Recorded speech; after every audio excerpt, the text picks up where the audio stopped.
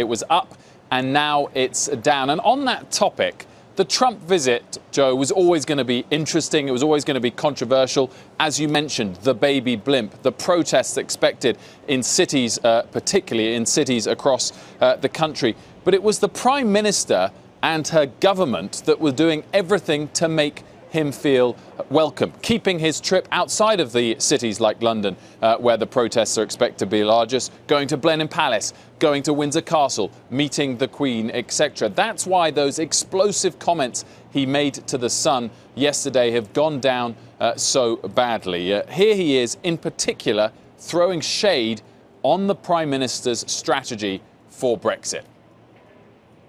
Well, if they do a deal like that, it will most likely, because we'll be dealing with the European Union instead of dealing with the UK. So it will probably kill the deal with, if they do that, their trade deal with the US will probably not be made. Now, the President has just arrived at Chequers in Buckinghamshire. That's the Prime Minister's country residence. And he briefly spoke on arrival and seemed to continue as if nothing was wrong. We arrived here last night. We had a dinner where I think we probably never developed a better relationship than last night. We spoke for an hour and a half, and it was really something. And today we're talking trade, we're talking military. We just looked at some incredible anti-terrorism things that are being done here in conjunction with the United States, and the relationship is very, very strong.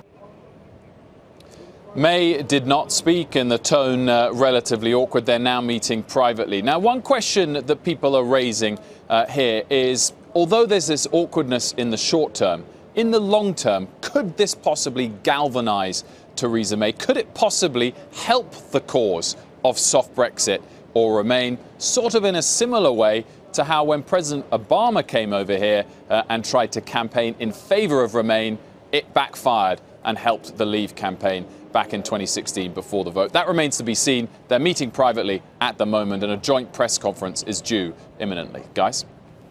I couldn't help the irony in thinking about that, what that basically showed was that the British people don't want outside forces telling them what to do, which then again makes me think, how do they like unelected bureaucrats in Brussels watching over every move they make in the court system and the trading system? So, I mean, the whole rationale for why Brexit happened in the first place is also from what you're talking about right there, I think, Wilf. So, I don't know if that's yeah. Listen, I think that's a fair point. Yeah. I think it's a fair point, Joe, and we don't know what's going to happen long term, of course, from those comments from President Trump, but unquestionably, no one, I'm not saying just in the UK, I'm sure the same if it was vice versa, wants to see a foreign leader come in and try and tell people how they should do things. And certainly no one expects their leader to be undermined. And it was about trade back then, too. I remember President Obama used the word queue. You're going to the end of the queue if you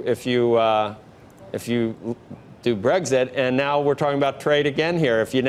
Now it's if you don't do Brexit, you're going to the end of the queue. Well, that's crazy. Absolutely right. And interestingly, the probably top of the list that the Prime Minister, before this whole visit started, was hoping to get would have been a verbal commitment from the President to say, you are front of the queue now. We will do a free trade deal once you've left the EU, such that you'll be excluded from the tariffs that we've imposed elsewhere. That probably would have been the holy grail to come out of this trip for the Prime Minister. And I guess it's still plausible, depending on how things turn around ahead of this press conference. We discussed that earlier. Maybe, given what the President just said as they arrived, he's planning to tone down everything he's just said. We'll see. But this press conference, as I said in the last appearance, is going to be watched across the country. There's no doubt about it. Hey there, thanks for checking out CNBC on YouTube. Be sure to subscribe to stay up to date on all of the day's biggest stories. You can also click on any of the videos around me to watch the latest from CNBC. Thanks for watching.